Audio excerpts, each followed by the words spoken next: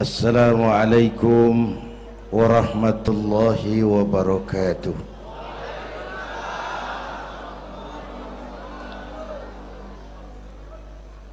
Alhamdulillahilladzi asra bi'abdihi laylan minal masjidil haram ilal masjidil aqsa. Wassalatu wassalamu ala Sayyidina Muhammadin wa ala alihi wa ashabihi ahli sidqi wa tuqa, amma ba'du. Para ulama, para habaib yang saya muliakan, wabil khusus Fadilatul Mukarram Sahibul Bait Kiai Haji Uji Turtusi, yang terhormat Bapak Wali Kota Tangerang Bapak Haji Wahidin Halim, hadirin hadirat ma'asyiral muslimin yang saya cintai.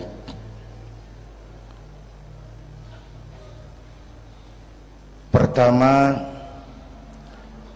Isra dan Mi'raj adalah peristiwa besar yang hanya bisa diterima dengan iman. Peristiwa ini bukan tidak masuk otak, otaknya kekecilan untuk memahami peristiwa sebesar Isra dan Mi'raj. Satu perjalanan yang sangat jauh ditempuh dalam waktu yang amat singkat. Menurut otak tidak mungkin, menurut kebiasaan tidak bisa, menurut pengetahuan impossible, menurut iman apa yang tidak bisa kalau Allah yang mau. Itulah sebabnya peristiwa yang dahsyat ini menurunkan perintah solat sebagai sandaran vertikal bahwa kita memang perlu Allah. Kita memang perlu Allah.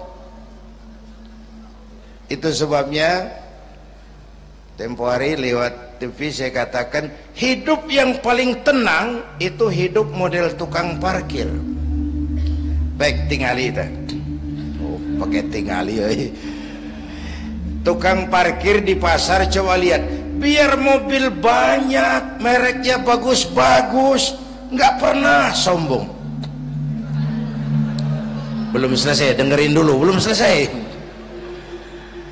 Nanti mobil pergi satu demi satu, habis sama sekali, dia nggak sedih. Mobil banyak nggak sombong, mobil habis nggak sedih. Kunaon? Apa kunaon itu? Lah sok poho deui. Kenapa bisa begitu? Ini nyengir tapi mikir, Pak. Ada muatan ini. Tukang parkir tidak merasa memiliki, tapi merasa dititipi. Siapapun yang merasa memiliki mesti takut kehilangan.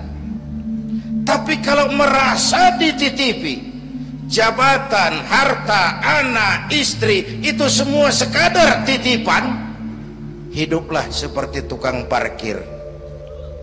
Pertama, titipan tidak boleh bikin kita jadi sombong. Dititipin kok sombong, nggak pantas dong. Pak Zainuddin titip mobil ya, silakan. Yang punya mobil pergi, saya petatang peteteng. Emangnya mobil kamu? Orang cuma nitip, dititipi kok sombong. Ada orang dititipi jabatan oleh Allah, sombong. Ada enggak? Ada enggak? Ada. Namanya Fir'aun. Tuh pejabat-pejabat sombong anak buah Fir'aun semua.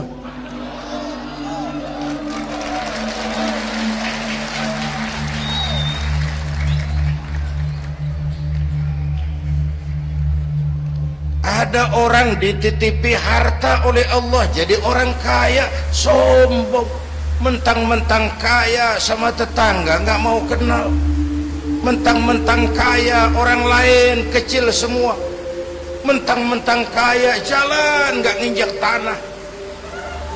Kuntilanak dititipin kok sombong, nggak pantas dong. Satu. Yang kedua, titipan harus dijaga baik-baik. Kalau tidak dijaga bisa rusak. Kalau rusak, yang nitip marah, yang nitip marah. Pak, saya mau ngaji, titip sepeda motor, silahkan. Selesai pengajian sepeda motor diambil, kaca spionnya pecah, knalpot hilang, bemper penyok. Marah nggak? Saya kan nitip, kenapa nggak dijaga? Apa bedanya? Allah nitip anak 3 orang di rumah kita, nggak dijaga. Yang satu mabuk, yang satu judi, yang satu ngerampok. Yang nitip marah. Allah nitip harta kepada kita jadi orang kaya supaya bantu pesantren, bangun rumah sakit, bantu yatim, tolong yang lemah, bela yang perlu. Pelitnya 17 setan. Yang nitip marah. Sudah nggak pakai dong. Sekarang yang makro, Allah titip Indonesia. Hai rakyat, ini Indonesia, aku titip, kata Allah. Ini titipan mahal karena ditebus dengan keringat, air mata, darah dan nyawa. Aku titip Indonesia. Ini negara besar, buminya subur, di bawah perut buminya ada gas, minyak, batu bara. Kekayaan negeri ini dikuasai oleh negara, tapi harus digunakan bagi sebesar-besar kemakmuran rakyat. Itu amanat. Disalahgunakan, dikorupsi. Yang nitip. Ini kan musim din-din ini lagi nggak enak bulan-bulan ini nih. Nazarudin, Syarifudin, yang ceramah Zainuddin lagi nih.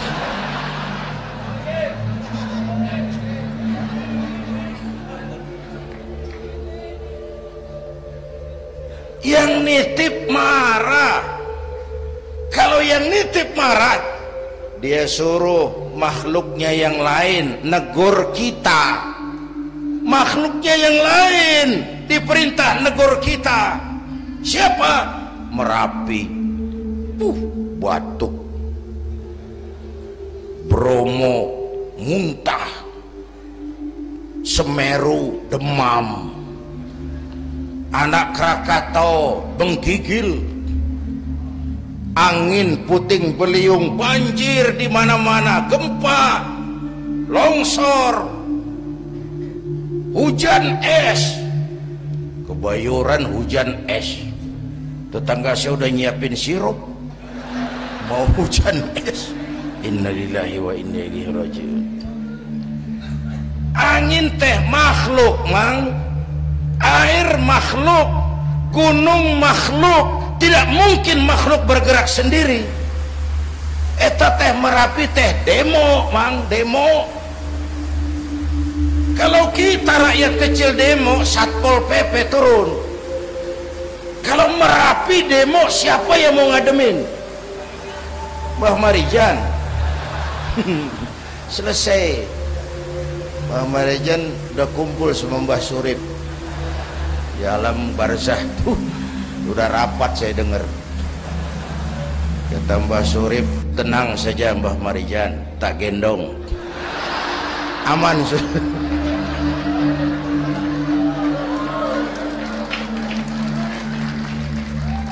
Apa artinya ini?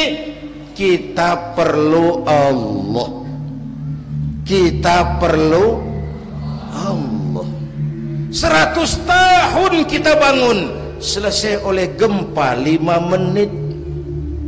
Itu Jepang negara maju, dihantam gempa, lumpuh 9,2 Richter, belum selesai tsunami, gelombang laut 10 meter naik ke darat, masih belum selesai, reaktor nuklir bocor, radioaktif gentayangan merenggut nyawa, terutama yang di Daiichi dan Fukushima. Fukushima tahu kan? Itu dari Cikupa ke kanan, ya dekat-dekat situlah.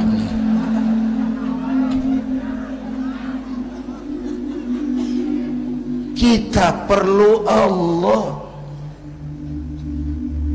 Paingan, apa paingan? Hah?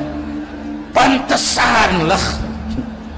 Pantesan orang yang paling bersih hatinya Rasulullah, orang yang paling baik akhlaknya Rasulullah, orang yang sudah dapat jaminan ampun atas segala dosa Rasulullah. Tapi baginda Rasul kalau sholat malam bengkak kakinya karena rajin sujud. Saya perlu Allah. Dosa sudah diampuni, akhlak paling baik, hati bersih, tapi kalau sholat malam kakinya bengkak karena rajin sujud. Allahumma sholli alaihi. Saya tahu di pasar Kemis juga banyak yang kakinya bengkak.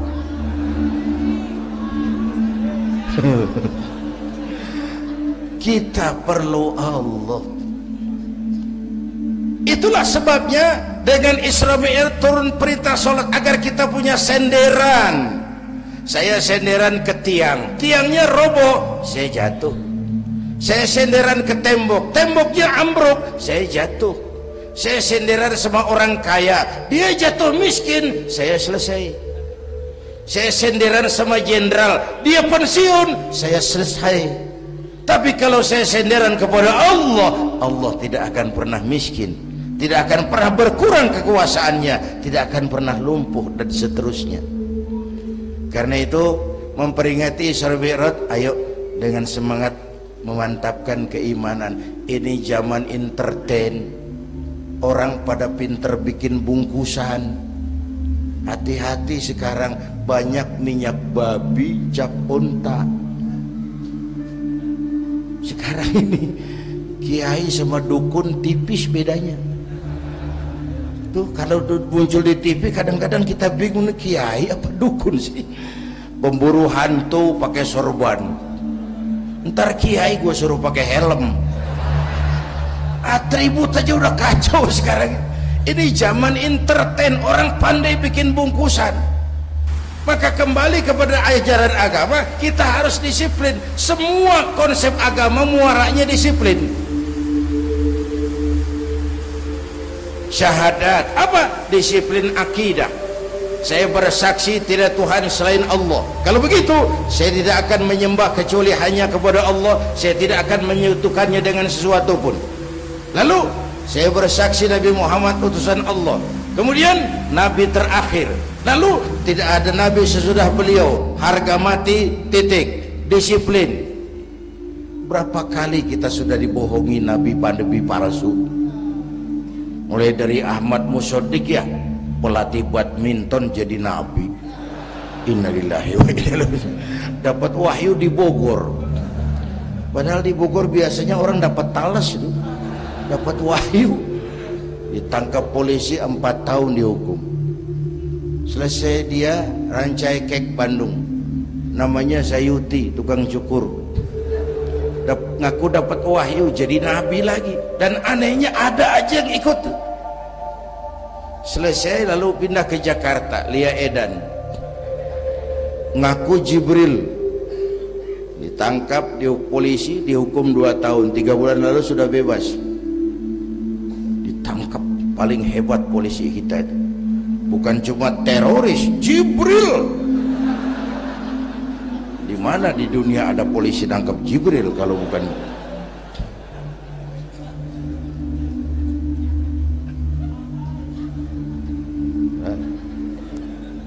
Terakhir yang aneh lagi, menurut catatan Bakor Pakemnya Kementerian Agama RI, antara Cirebon Losari, batas Jawa Tengah Jawa Barat itu muncul agama baru namanya agama Jasun, agama Jawa Sunda, Jasun. yang jadi nabi Tugimin. Saya bilang ini jangan jadi nabi, jadi kiai juga kurang angker kok nih. Al-Mukarram Bapak Kiai Tugimin nggak ngangkat loh itu. Yang gak enak selawatnya. Kalau kita kan nikmat tuh tadi, ya Habibi ya Muhammad, asyik rasanya itu. Coba ganti sama yang tadi, nggak serem Pak. Ya Habibi ya Tugimin, nggak enak tuh, nggak enak. Saudara-saudara, di Isra Mi'raj ada potret. Ketika di Masjidil Aqsa, malaikat Jibril datang nemui baginda Nabi, bawa 2 gelas minuman, arak, susu. Ya Muhammad, pilih, ambil, minum. Mantap, tidak ragu-ragu, Nabi mengambil gelas yang isinya air susu. Dengan bismillah beliau minum. Selesai minum, kata malaikat Jibril, saddaqta ya Muhammad, laqad asabtal haq. Kau benar Muhammad, pilihanmu tepat. Emangnya kenapa Jibril?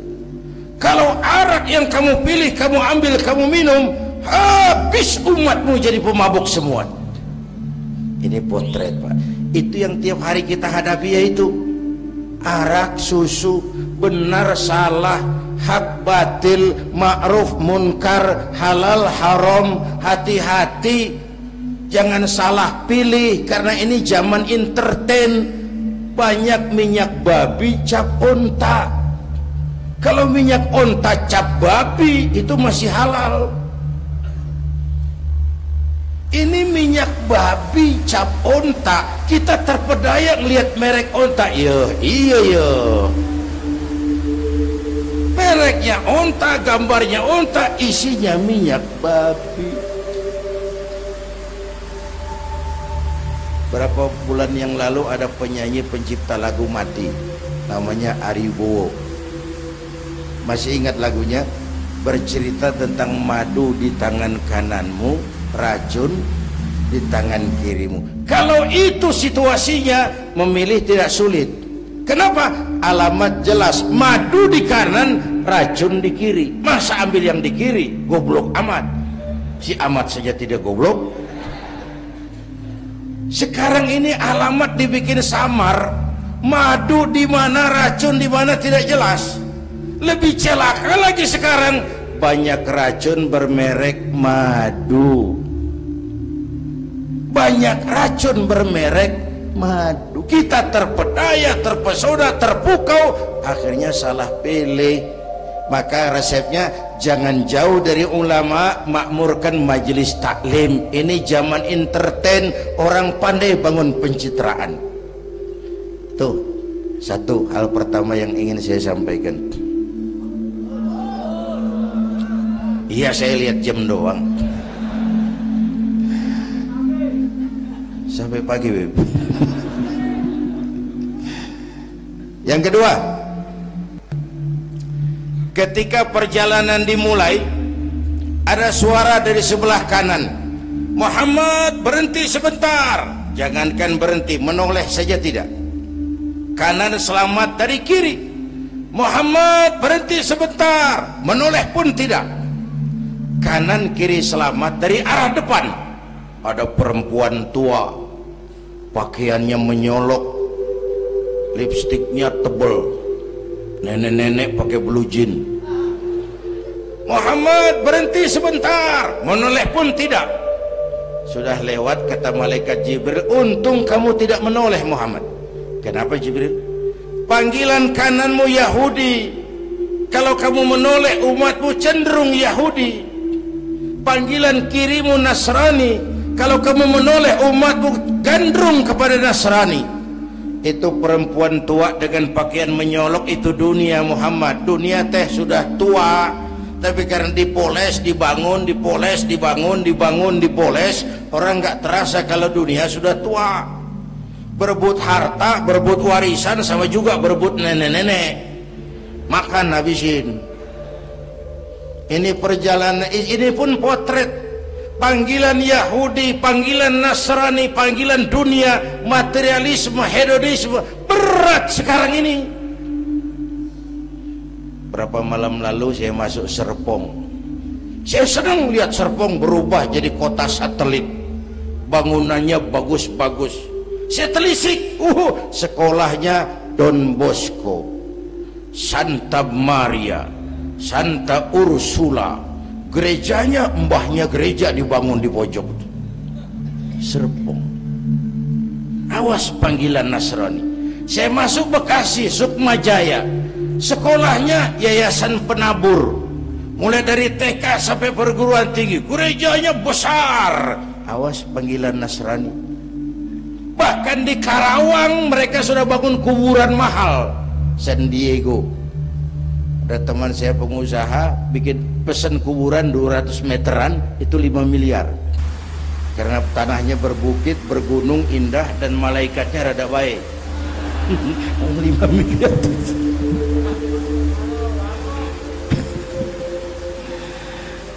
Panggilan Yahudi, siapa membantah? Yahudi itu menguasai ekonomi dunia. Di Amerika itu tidak ada orang bisa masuk Gedung Putih jadi presiden tanpa dukungan Yahudi. Menentukan. Bahkan roda ekonomi dunia sekarang ini diwarnai oleh Yahudi. Israel itu Amerika kecil. Amerika itu Israel besar.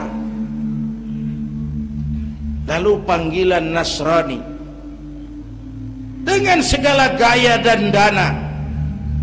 Dan terakhir panggilan materialisme dunia, panggilan hedonisme, panggilan materialisme.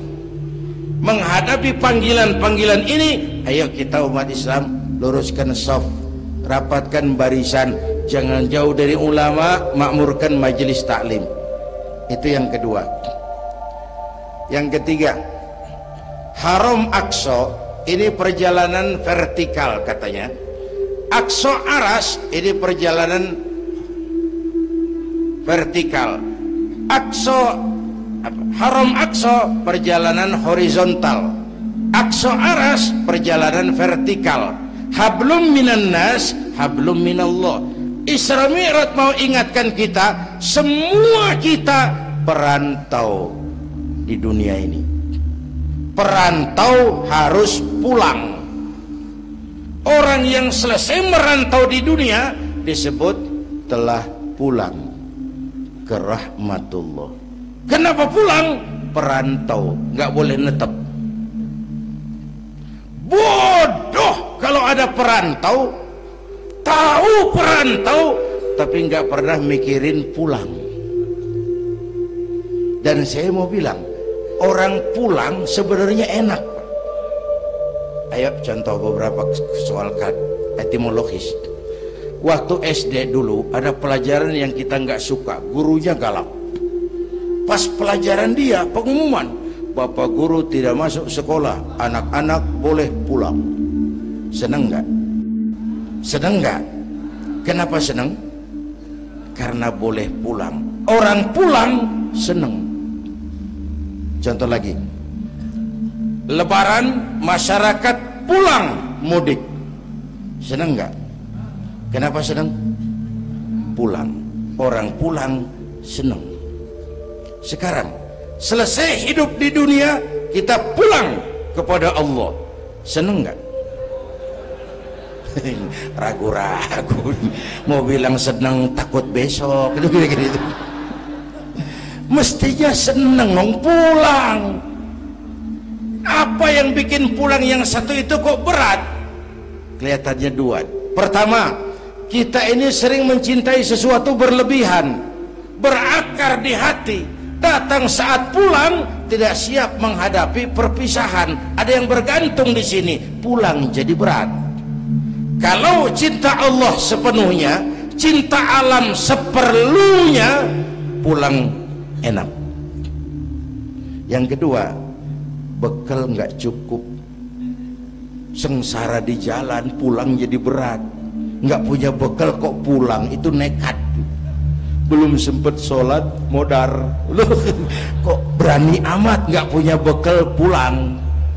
Kalau bekal cukup, pulang itu menyenangkan. Karena Kenapa? Itu satu keharusan. Iya, kalau umat-umat terdahulu umurnya relatif panjang. Kalau kita ini mencontoh baginda Rasul, beliau wafat umur 63, 63 itu standar. Kalau mencontoh Nabi, jatah kita 63. Kalau malam ini kita sudah 50 tahun, tinggal 13. Waspada. Kalau malam ini kita sudah 62 tahun 11 bulan,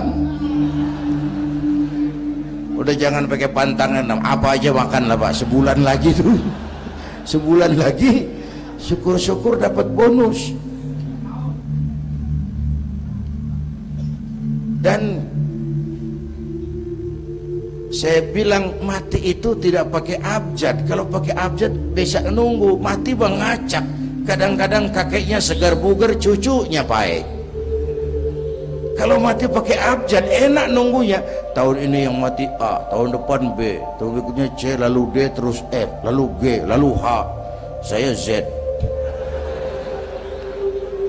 Repot saya, nggak ada yang ngurus, orang udah habis.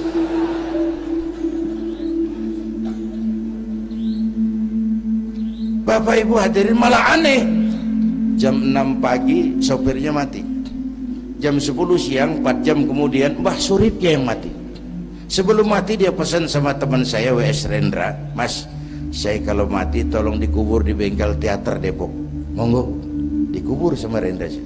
Belum seminggu Rendra yang ngikut, mati. 1 bulan sebelum Rendra lebih dahsyat lagi, Michael Jackson mati. The King of Pop, Raja Pop dunia mati. Apalagi penyanyi keroncong, lebih mati lagi. Ada hidup sesudah mati, ada akhirat sesudah dunia. Semua kita perantau, dan perantau harus pulang.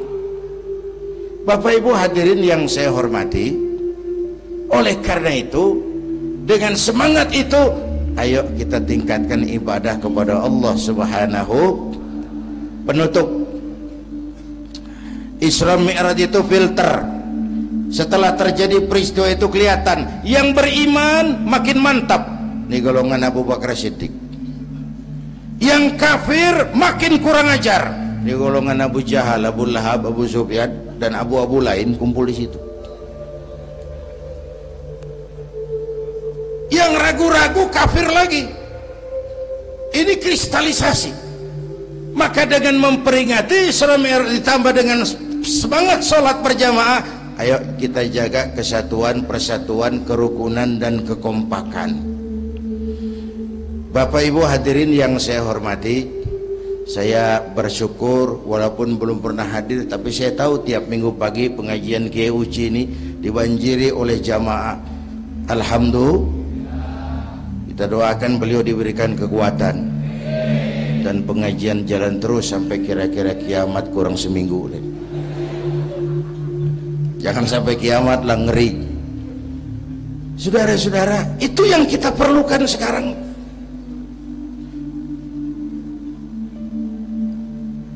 Menjaga semangat kebersamaan seperti diajarkan di masjid ini. Coba baik tingali akhlak masjid.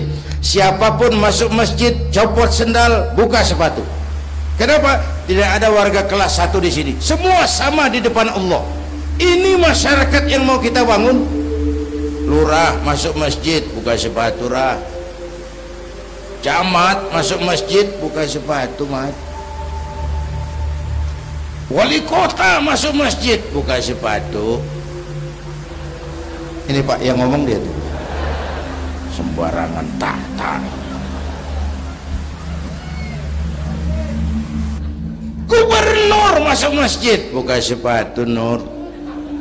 Presiden masuk masjid, buka sepatu den. Ini masyarakat yang mau kita bangun. Kan keadilan di negeri kita ini masih mahal. Hukum masih sering seperti pisau, tajam ke bawah, tumpul ke atas. Kalau yang kecil salah, hukum cepat-cepat ditegakkan. Yang besar salah, cicing wae pura-pura tenyaho. Itu yang melukai rasa keadilan.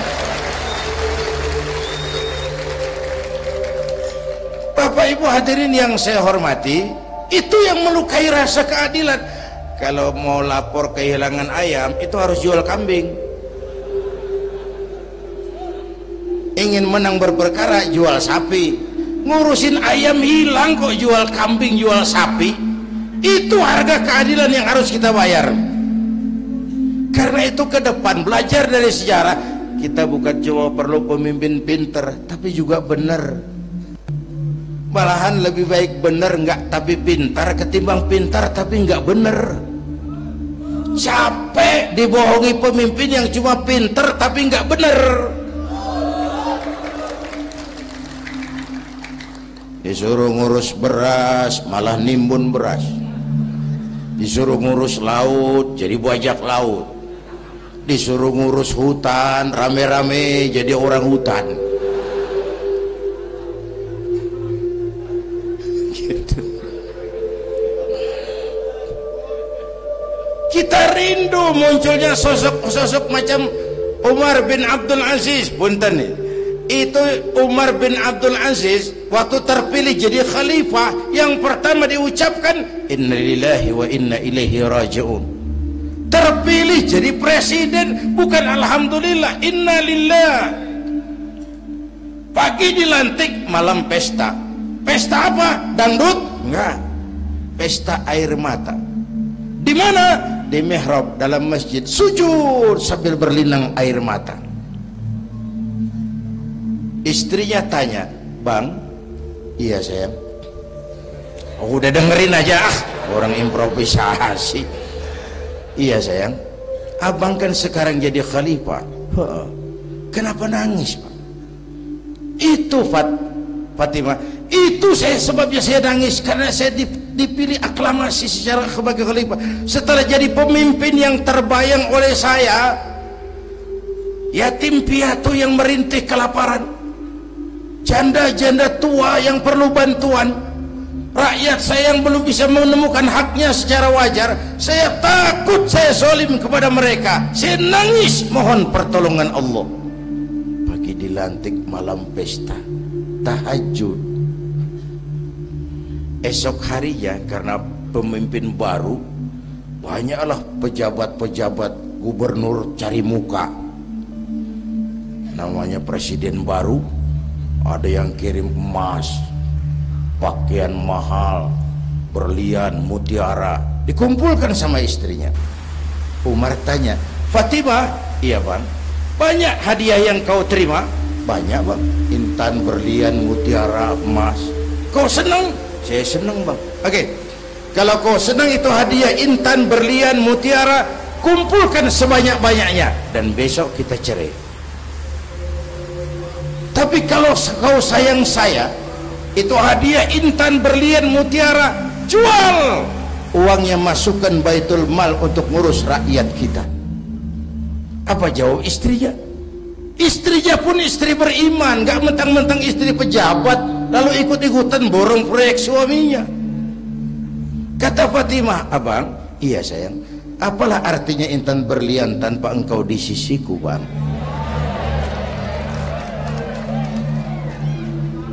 Jual sajalah, jual untuk ngurus kepentingan rakyat. Yang nyata-nyata hadiah pribadi dijual ngurusi rakyat. Jangan yang sudah nyata-nyata milik rakyat masih disunatan.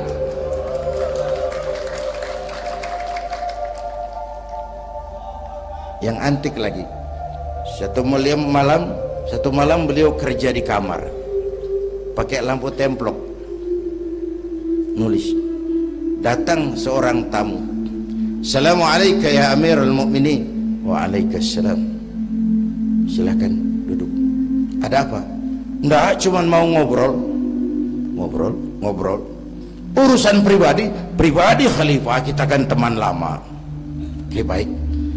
Beliau berdiri, lampunya dipadamkan, ditiup, mati, gelap kamar. "Ayo kita ngobrol." Tamunya heran, "Ya khalifah?" "Iya." "Kita kan mau ngobrol." "Iya." "Kenapa lampu dimatiin?" "Begini mas, mau tamunya dari Jawa waktu itu, dengerin aja kenapa sih." Gini loh Mas, tadi waktu sampean datang tuh kan sampean lihat saya lagi kerja. Iya, saya kerja tadi ngurusi rakyat. Tentu saya kan pakai lampu, memang lampunya kan pakai minyak, pasti minyaknya kan beli, iyalah belinya pakai uang, tentu uangnya uang rakyat. Kita mau ngobrol urusan pribadi, nggak usah pakai minyak rakyat Mas, ayo ngobrol sampai subuh ini. Kalau yang kecil saja orang sudah berhati-hati, apalagi menghadapi urusan yang jauh lebih besar ke depannya. Bapak Ibu hadirin yang saya hormati, oleh karena itu kita memerlukan semangat kebersamaan, walaupun tidak harus selalu bersama-sama. Ini adalah potret terakhir baginda Nabi di awal-awal perjuangan, didampingi 5 figur utama. Pertama, Nabi punya Sayyidina Abu Bakar Siddiq. Ini sahabat merangkap mertua, orang tua bijaksana, tempat Nabi tukar pikiran. Kampung itu enak kalau ada yang dituain. Yang kedua, beliau punya Umar bin Khattab, Al-Futuhat Al-Islamiyah, imam tapi jenderal, jenderal tapi imam, gagah, berani untuk Islam. Selesai? Belum. Yang ketiga, Nabi punya Utsman bin Affan, pengusaha tapi santri, penyandang dana. Umat akan maju kalau banyak punya Utsman. Yang keempat, Nabi punya Ali bin Abi Thalib, tokoh muda tapi intelek. Yang kelima, beliau punya Khadijah binti Khuwailid. 5 figur utama bahu-membahu membantu perjuangan Nabi. Begitulah kita berjuang, mesti punya segala hal. Mesti punya senjata yang namanya golok, gergaji, pisau, silet, harus punya. Kapan makainya? Lihat lawannya. Yang kamu hadapi apa? Kumis Pak, silet turun. Yang kamu hadapi apa? Akar kayu nangka Pak, kampak maju. Ini kita sering emosi nggak para rugu. Yang dihadapin kumis, kampak yang maju. Urusan nggak selesai bibir bongkar Pak. Anak-anak muda nggak cukup dibakar emosinya, berani harus, nekat jangan. Berkorban siap, konyol nanti dulu.